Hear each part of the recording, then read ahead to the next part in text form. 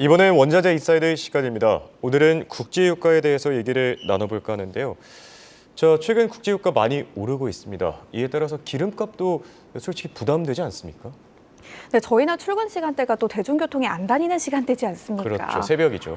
거의 뭐 울며 겨자 먹기로라도 차를 좀 이용을 해야 하는데 솔직히 말하면 요즘 기름값이 저는 개인적으로 너무 부담입니다. 네. 저는 한 최저가를 찾아서 한 1,600원대 정도에서 초반대에서 저렴하게 먹고 잘 있는데요. 찾으시네요. 예. 네, 근데 저희 회사 근처에 제가 비싼 곳을 보면 한 2,000원대가 넘어가는 곳도 있습니다.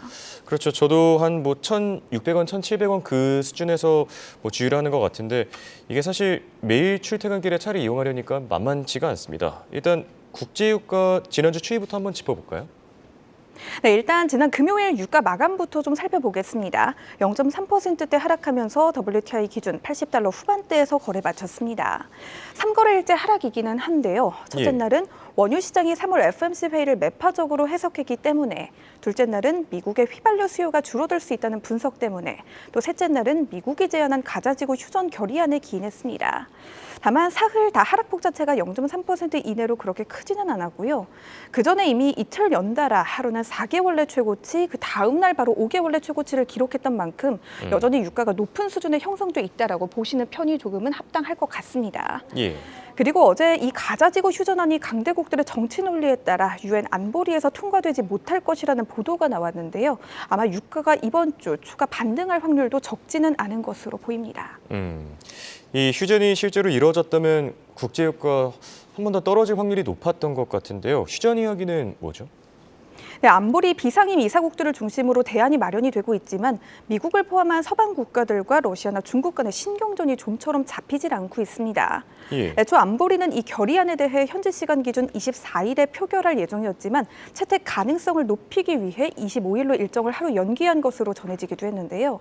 안보리는 미국이 제출한 이 즉각 휴전 촉구 결의안을 표결에 붙였지만 상임 이사국인 러시아와 중국이 거부권을 행사해 채택이 실패했습니다.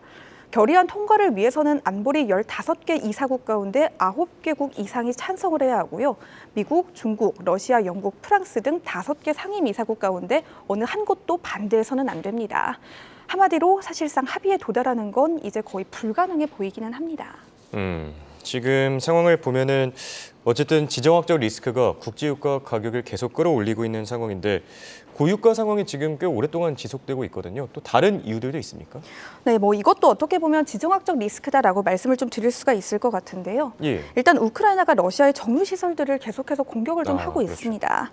화재가 거의 역대급으로 크게 발생한 곳도 있고요. 이외에도 크고 작은 피해들이 속출하고 있습니다. 러시아의 정제 능력이 15%가량 중단됐다라고 하는데요. 예. 원유 시장의 공급난이 꽤나 클 것으로 보이고 있습니다. 음. 관련해 간밤 미국 정부도 우크라이나 측에 러시아 정유 시설을 피격하는 일을 멈추라고 경고했다는 보도도 나왔습니다. 네. 그리고 지금 감산 이야기도 끊임없이 나오고 있는데 이 부분에 대해서도 짚어주시죠.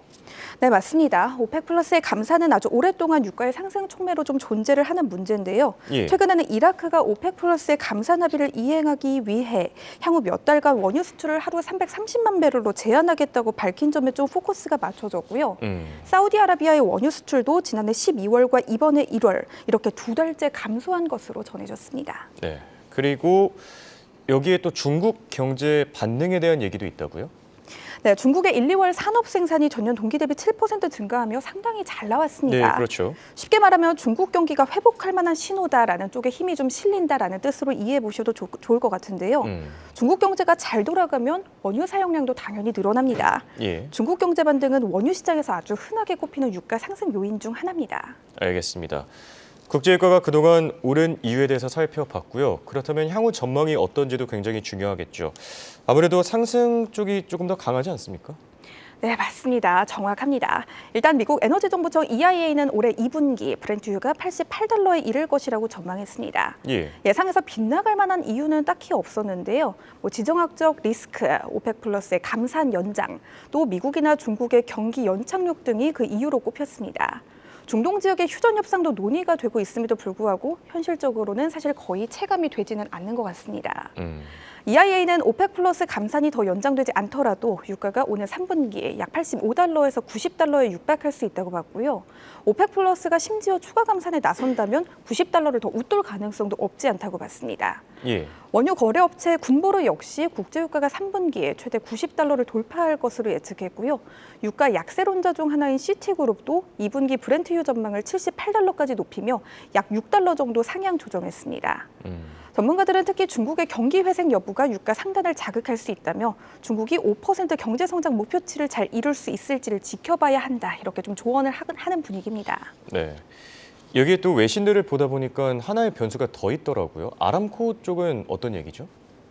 네, 일단 사우디아라비아의 국영기업 아람코죠. 아람코는 재생에너지의 보급률이 저조하다며 석유와 가스를 폐지한다는 환상을 버리고 현실로 돌아오라고 말했습니다. 재생에너지의 대체율이 낮다면 당연히 화석연료에 대한 의존도를 낮출 수가 없다는 뜻이겠죠. 이 역시 유가를 어느 정도 지지한다고 볼 수가 있습니다. 또 추후 연준의 연내 금리 인하 가능성이 높아진다면 달러화 약세, 즉 유가 강세를 촉발시킬 수도 있겠고요. 국제에너지기구 IEA가 내다본 대로 올해 전 세계 원유 수요는 늘어나는 반면 공급은 부족해진다면 이 역시 유가를 또 한 번 높일 수 있겠습니다. 네, 이렇게 진짜 국제유가가 오른다는 게 피부로 느껴지고 기름값으로도 충분히 체감이 되는 것 같은데 이 계속 유가가 오를 경우에는 우리나라에는 구체적으로 어떤 영향을 미치게 되는지 물가에도 영향을 주지 않겠습니까? 네, 유가가 오른다면 한국은행의 물가 관리에도 당연히 비상이 좀 걸릴 겁니다. 예. 수입 물가가 실제로 많이 뛰었죠. 그렇죠. 우리나라의 1, 2월 수입 물가는 유가 강세와 원화 약세에 기인해 각각 전월비 2.5%, 또 1.2% 정도 상승했습니다.